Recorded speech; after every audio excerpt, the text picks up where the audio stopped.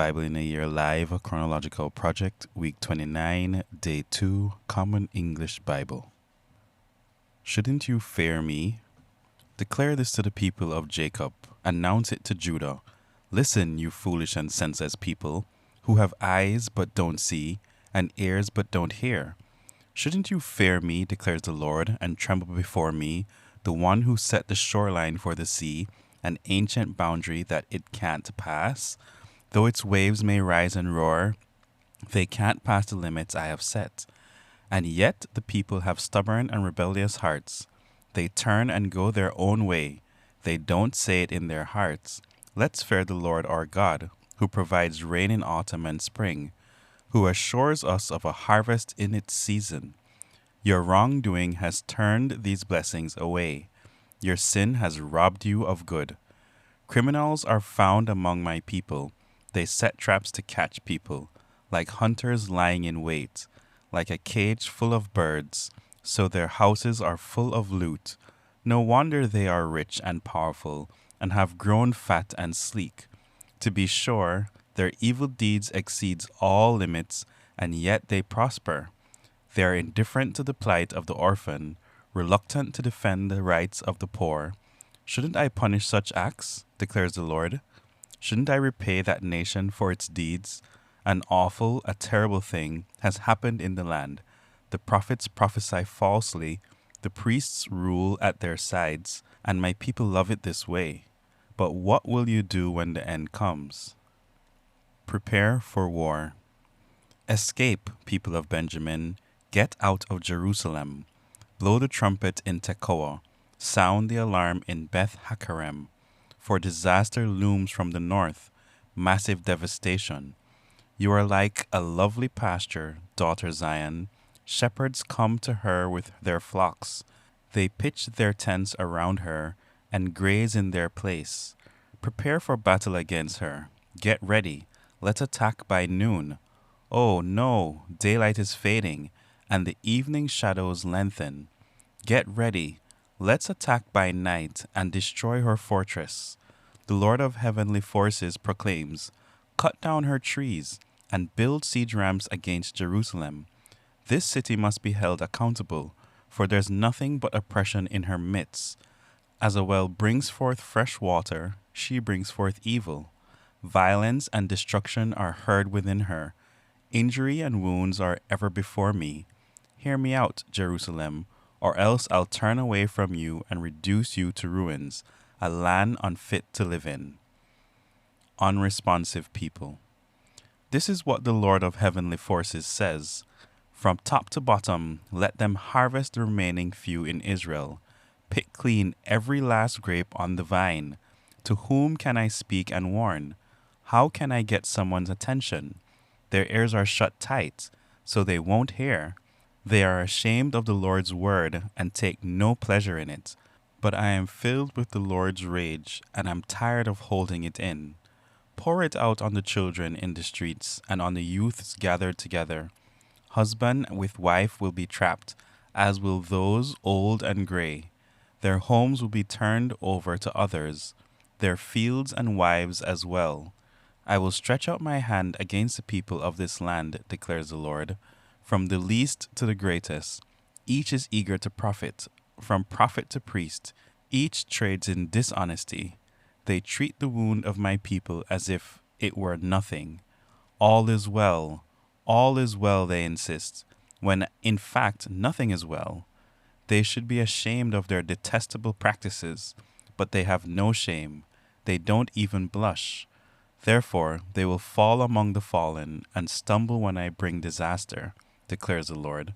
The Lord proclaims, stop at the crossroads and look around. Ask for the ancient paths. Where is the good way? Then walk in it and find a resting place for yourselves. But you said, we won't go. Still, I have appointed watchmen to warn you. But you said, we won't listen. Therefore, pay attention, nations. Take notice, assembly. What is ahead of them? Pay attention, earth. I'm bringing disaster upon my people, the fruit of their own devices, because they have ignored my words and they have rejected my teaching.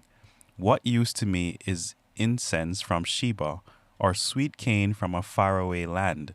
Your entirely burnt offering won't buy your pardon. Your sacrifices won't appease me. Therefore, the Lord proclaims, I am putting obstacles before this people, and both parents and children will stumble over them. Neighbor and friend alike will perish. Panic-stricken Zion. The Lord proclaims, an army is on the move from the northern regions. A great nation is roused from the ends of the earth. Equipped with bow and spear, they are cruel. They show no mercy. Their horsemen sound like the roaring sea, arrayed in battle formation against you, daughter Zion. We have heard reports of them and are panic-stricken. Distress overwhelms us, pain like that of a woman in labor. Don't go out into the field. Don't walk on the road. The enemy's sword terrorizes at every turn. My people, put on funeral clothes and roll in ashes. Weep and wail as for an only child, because the destroyer will suddenly descend upon us. Prophet as tester. I have made you a tester of metals to examine my people, to know and prove their ways. They are tin and iron. They are headstrong and rebellious.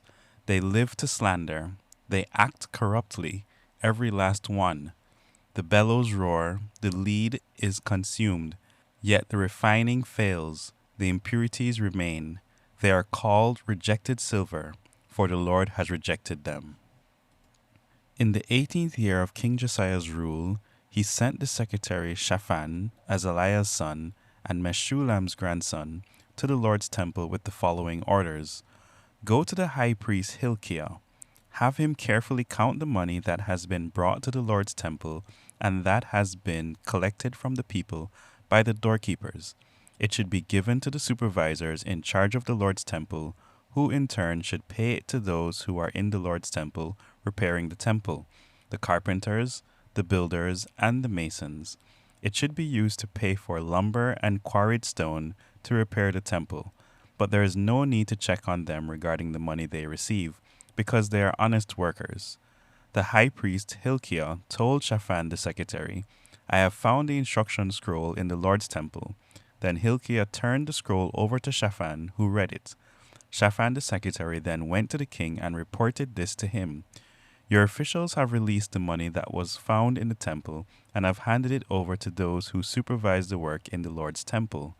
Then Shaphan the secretary told the king, Hilkiah the priest has given me a scroll, and he read it out aloud before the king. As soon as the king heard what the instruction scroll said, he ripped his clothes. The king ordered the priest Hilkiah, Shaphan's son Ahikam, Maacah's son Akbor, Shaphan the secretary, and Asaiah the royal officer as follows. Go and ask the Lord on my behalf, and on behalf of the people, and on behalf of all Judah concerning the contents of this scroll that has been found. The Lord must be furious with us because our ancestors failed to obey the words of this scroll and do everything written in it about us.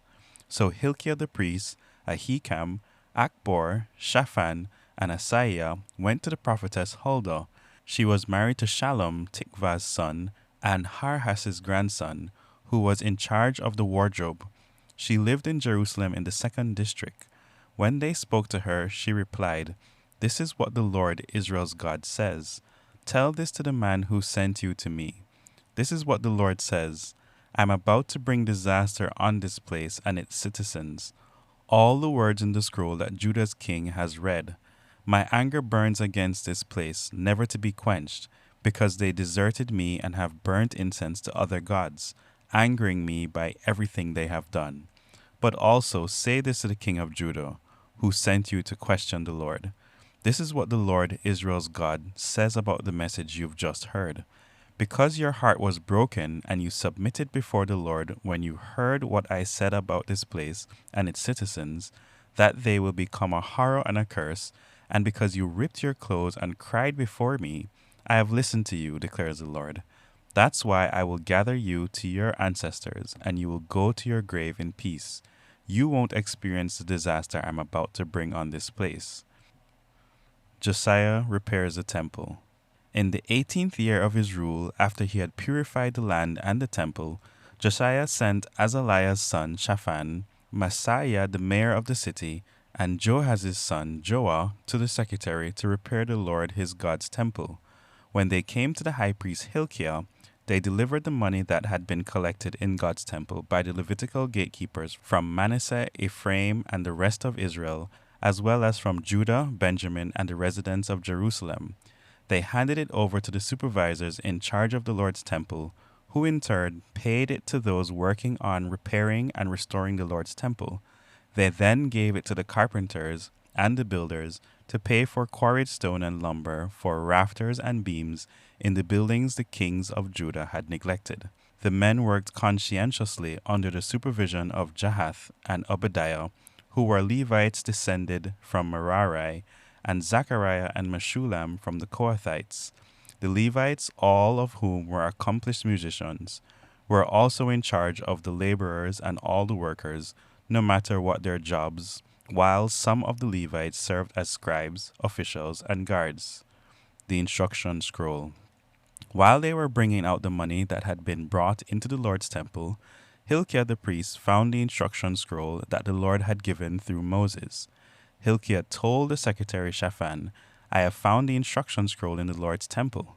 Then Hilkiah turned the scroll over to Shaphan, who brought it to the king with this report: "Your servants are doing everything you've asked them to do. They have released the money that was found in the Lord's temple and have handed it over to the supervisors and the workers." Then the secretary Shaphan told the king, "The priest Hilkiah has given me a scroll," and he read it out aloud before the king. As soon as the king heard what the instruction scroll said, he ripped his clothes.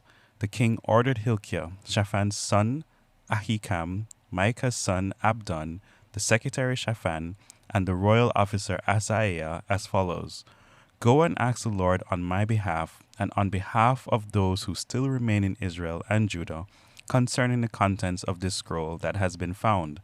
The Lord must be furious with us because our ancestors failed to obey the Lord's word and do everything written in this scroll." So Hilkiah and the royal officials went to the prophetess Huldah.